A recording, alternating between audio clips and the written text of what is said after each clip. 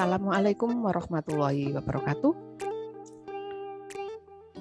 Pada kesempatan ini, marilah kita mengucapkan syukur kehadirat Allah Subhanahu wa Ta'ala, karena berkat limpahan rahmat-Nya semata, kita sampai detik ini masih diberi kesehatan, kecukupan, bisa bertemu meskipun lewat daring dalam keadaan sehat walafiat, tidak kurang satu apapun.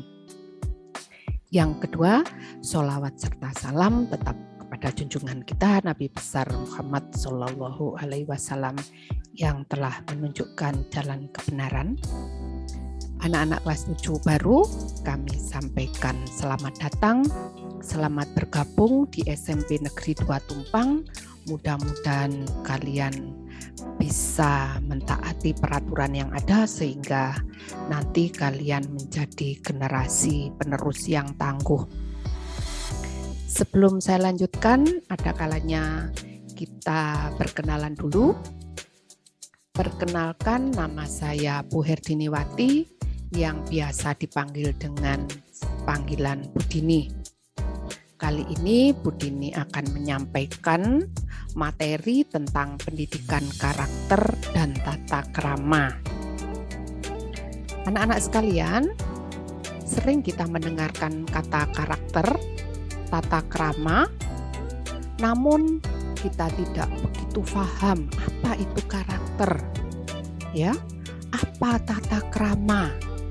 Sebetulnya kita adalah orang-orang yang ada di belahan bumi timur, ya, yang mengangkat adat budaya timur yang kental dengan tata krama. Apa itu tata krama? Apa itu karakter, ya? Karakter sering disebut dengan watak, ya, atau tabiat atau perilaku.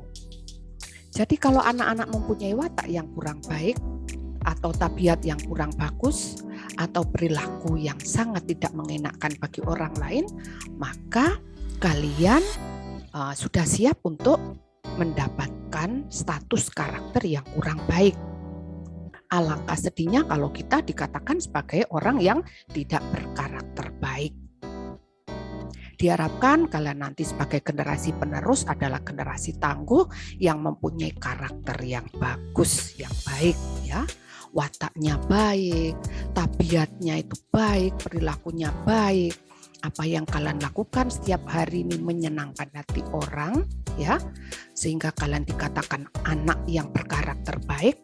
Nah, inilah yang diharapkan nanti. Jadi kalian kali ini harus mendapatkan materi tentang karakter.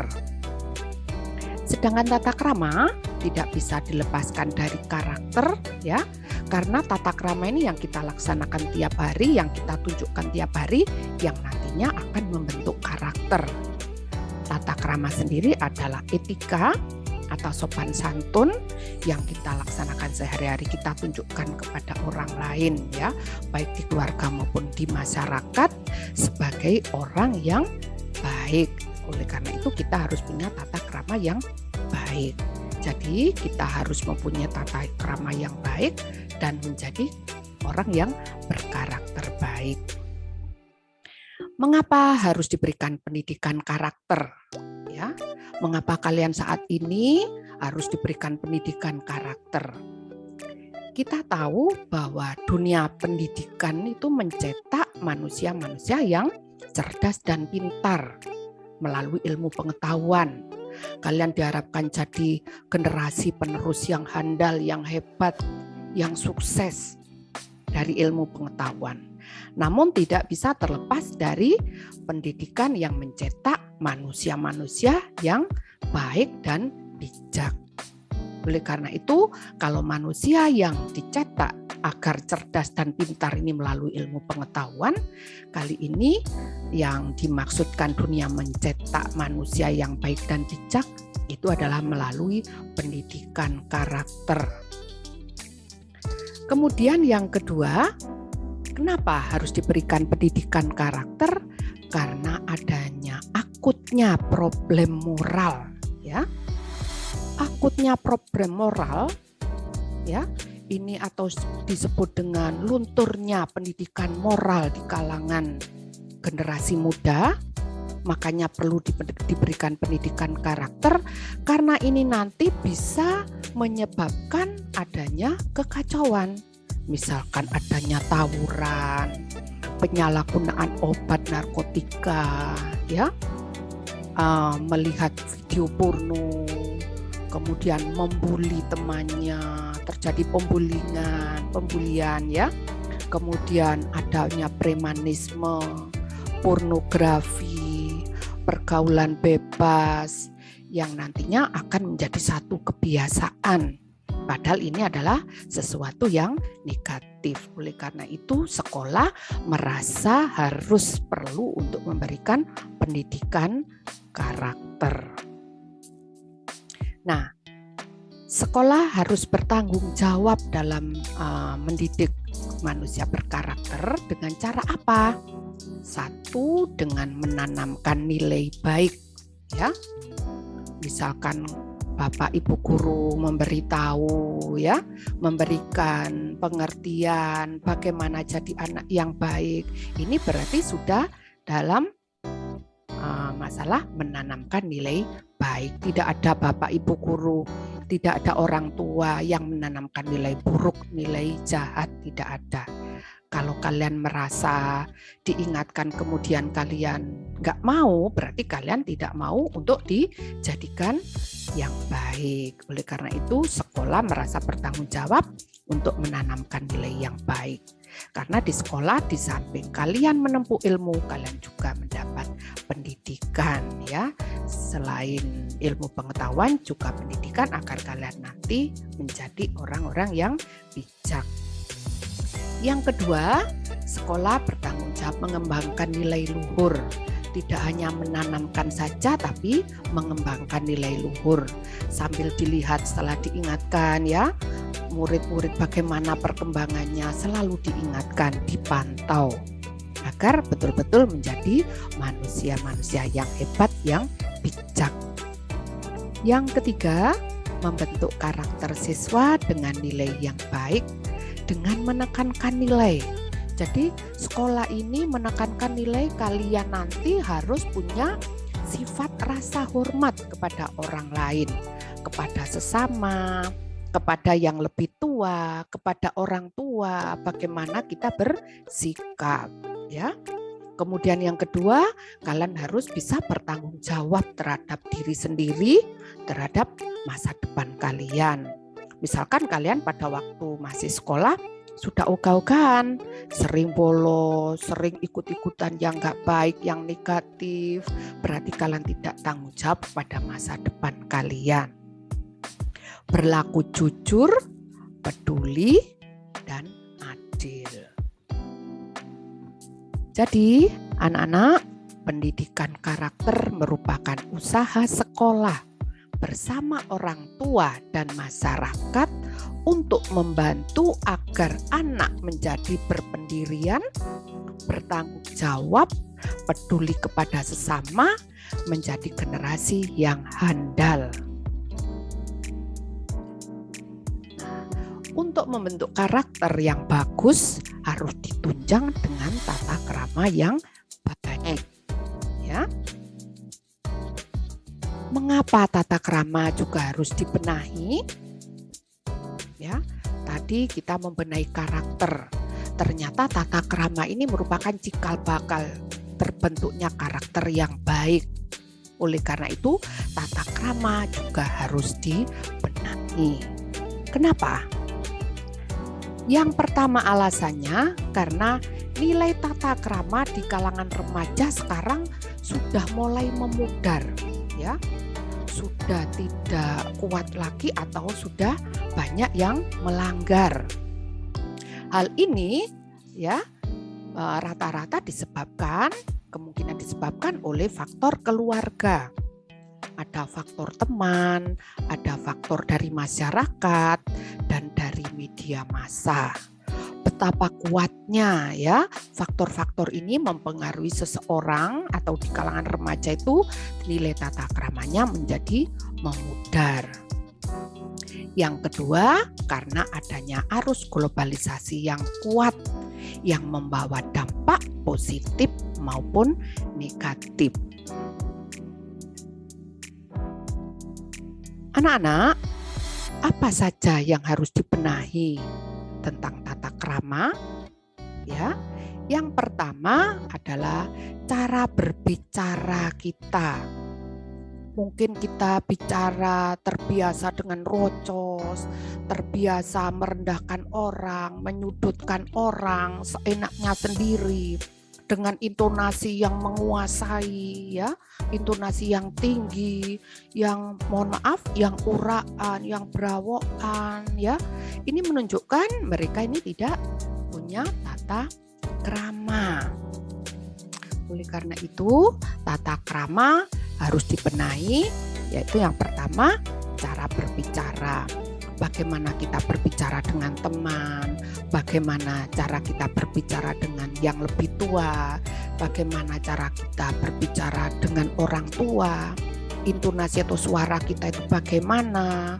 Kadang-kadang, mohon maaf bahasa Jawanya, nyengol-nyengol, ya, merasa dirinya paling wah, maka menganggap orang lain itu semuanya adalah di bawah kita, oleh karena itu kita menguasai atau nyengol-nyengol seperti itu.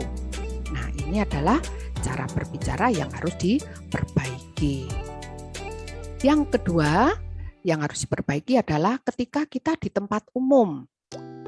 Kita suatu saat ada di kendaraan umum, ya, di bus atau di bis, ada ibu-ibu yang menggendong anak kecil, tapi ada remaja yang tengah duduk, mendapat tempat duduk, sedangkan ibu yang membawa anak kecil tadi tidak mendapat tempat duduk. Nah, mereka dengan enaknya sendiri memainkan HP tanpa peduli dengan sekitarnya. Ini berarti mereka dianggap kurang baik, ya, sopan santunnya kurang, tata kramanya kurang. Ada orang yang lebih tua mau menyapa orang yang lebih tua, mau duduk, dipersilakan duduk meskipun kalian sudah mendapat tempat duduk, mempersilakan orang lain lebih mulia. Kemudian di sekolah. Nah, ini banyak masalah-masalah di sekolah yang harus dibenahi, ya. Ketika ada seorang guru yang sudah masuk di kelas, kemudian ada siswa yang terlambat datang, kemudian merasa terburu-buru, masuk, main selonong, duduk, ketika diingatkan, mereka sepertinya tidak rela. Nah, ini merupakan tata krama yang harus diperbaiki di sekolah. Bertemu Bapak Ibu guru, ya, meskipun tidak mengajar kalian, Bapak Ibu guru itu adalah satu keluarga di sekolah kita. Disapa, menyapa dengan salam, ya, dengan senyum.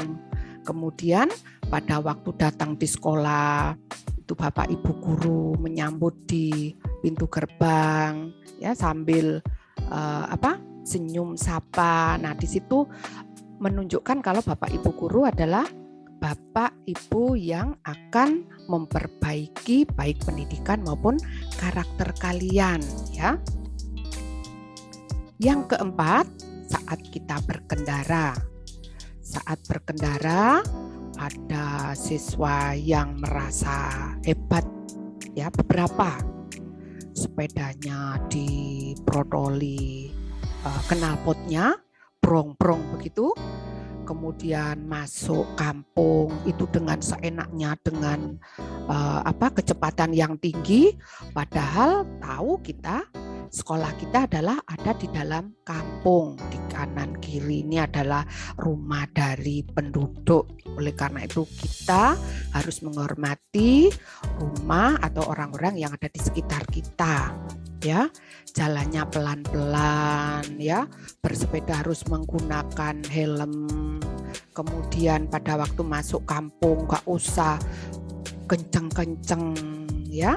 Kemudian masuk ke sekolah, sepedanya dimatikan mesinnya, kemudian kita jalan sampai ke parkiran. Tapi yang sering dilihat Bapak Ibu guru, kalian merasa menunjukkan bahwa kalian hebat, punya sepeda motor, bisa bersepeda motor, kalian sombong di jalan, ada Bapak Ibu guru disalip, ya, ketika nyalip keras, kenceng, goncengan 3, tidak pakai helm, yang di belakang menghadap ke belakang, kalian tentunya tidak tahu risikonya. Kalau misalkan jatuh, yang rugi siapa? Justru akan ditertawakan orang. Itulah etika-etika yang harus kita jaga. Makanya di sini saya tulis etika yang nomor 5. Etika semuanya di mana-mana harus kita jaga, harus kita benahi.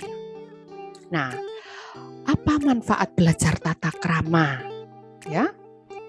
Yang pertama, dengan kita bertata krama, kita akan mendatangkan keharmonisan dalam masyarakat. Kita bermasyarakat, kalau tidak harmonis, kita bisa dikucilkan oleh orang lain. Ya, jadi jadilah manusia-manusia yang bijaksana, yang dimanapun kita bisa diterima oleh masyarakat karena kita menggunakan tata krama. Oleh karena itu, manfaat belajar tata krama yang pertama adalah mendatangkan keharmonisan dalam masyarakat. Yang kedua, dengan belajar tata krama menimbulkan rasa hormat. Ya, kita menghormati orang lain menghormati kita, saling menghormati. Alangkah senangnya, ya. Alangkah stabilnya, alangkah indahnya adanya timbul rasa hormat, tidak saling mencemooh, tidak saling menghardik, tidak saling menjatuhkan, ya. Karena misalkan kita tidak punya tata krama, kita bisa dijatuhkan, bisa berakibat negatif. Yang berikutnya, manfaat belajar tata krama yaitu adanya saling menghargai, ya. Kita bisa menghargai orang lain menghargai kita karena kita punya tata krama. Andaikan kita nggak punya tata krama, mungkin kita sudah dianggap orang yang perlu dikucilkan. Yang berikutnya, adanya perasaan nyaman, ya. Karena ada perasaan nyaman yang kita timbulkan dari belajar tata krama, maka itulah manfaat kita belajar tata krama. Diharapkan kalian mulai saat ini bisa memilih mana, ya, yang bisa kalian contoh sebagai generasi yang hebat dengan menerapkan karakter yang baik, ya, generasi yang mempunyai tata krama, bertata krama bagus. Mudah-mudahan kalian bisa mengambil positifnya dari yang disampaikan Bu Dini. Sukses untuk kalian. Saya akhiri, billahi taufik wal hidayah. Wassalamualaikum warahmatullahi wabarakatuh. Terima kasih.